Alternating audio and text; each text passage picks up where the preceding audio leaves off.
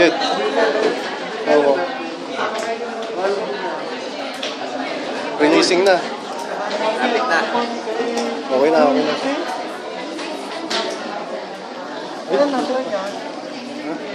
Ito, sininyo. Nakapera sa utak niya.